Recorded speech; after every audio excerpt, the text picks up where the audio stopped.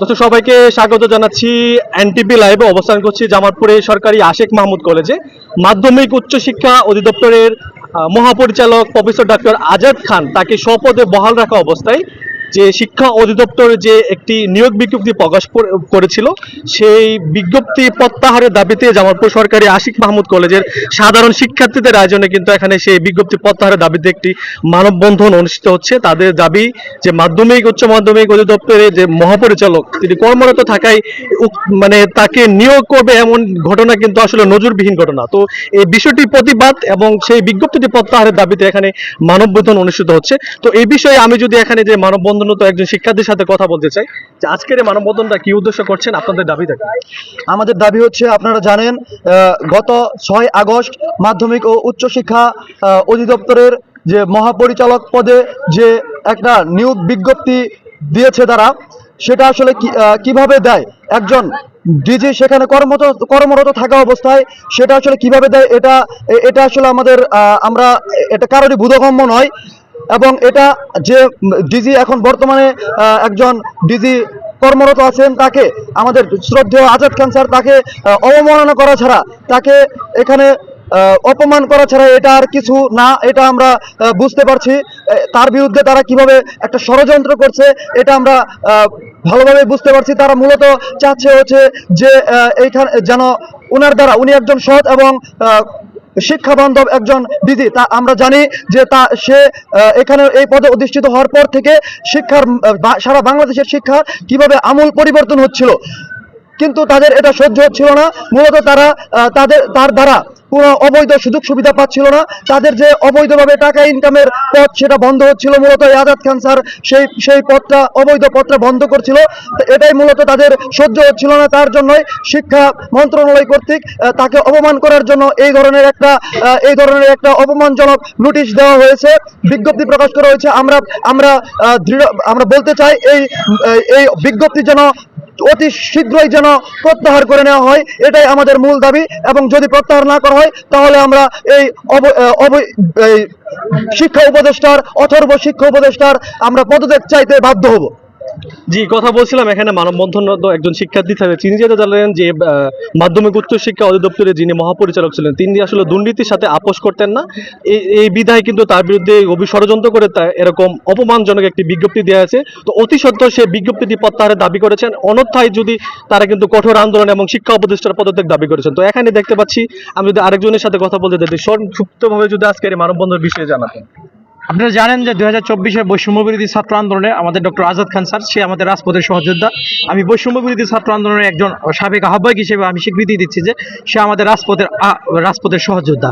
তার জায়গা থেকে আমরা মনে করি যে সে তার সৎ ও নিষ্ঠার সাথে সে দায়িত্ব পালন করে আসছিল, কিন্তু কিছু কুচক্রী মহল যারা অবৈধ সুযোগ সুবিধা নিতে চায়, যারা বিভিন্ন বদলি নিয়োগ বাণিজ্য থেকে শুরু করে বিভিন্ন ধরনের সুযোগ সুবিধা নিতে চায়, তারাই বিভিন্নভাবে উপরে মন্ত্রণালয়ে বিভিন্নভাবে বুঝিয়ে, বিভিন্নভাবে তার সম্পর্কে ভুল বুঝিয়ে একটা নিয়োগ বিজ্ঞপ্তি প্রকাশ করেছে।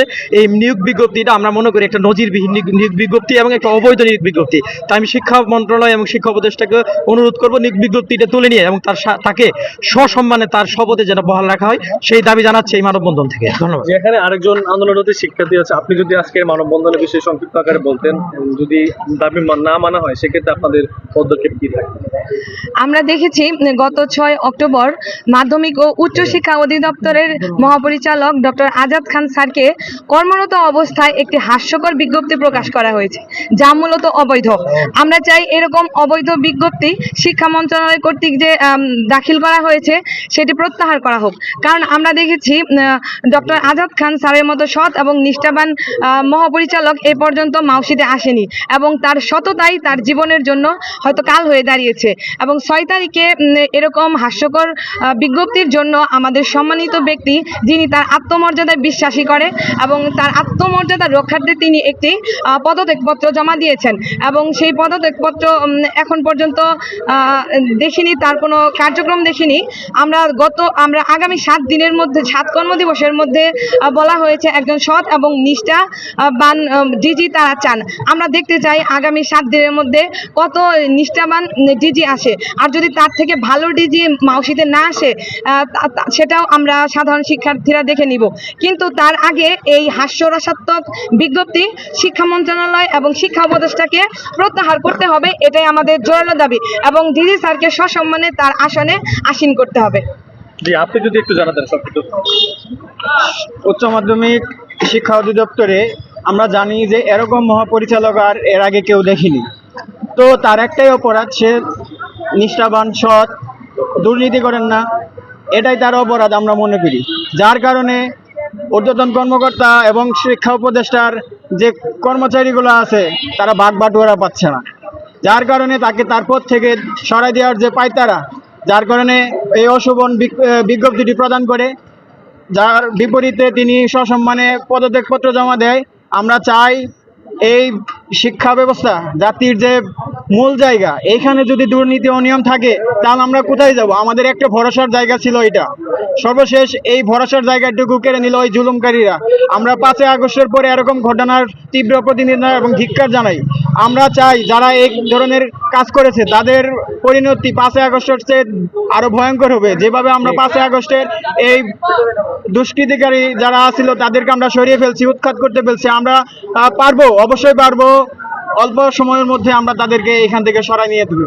সকলকে ধন্যবাদ এবং এই বলে আমার কথা শেষ করছি।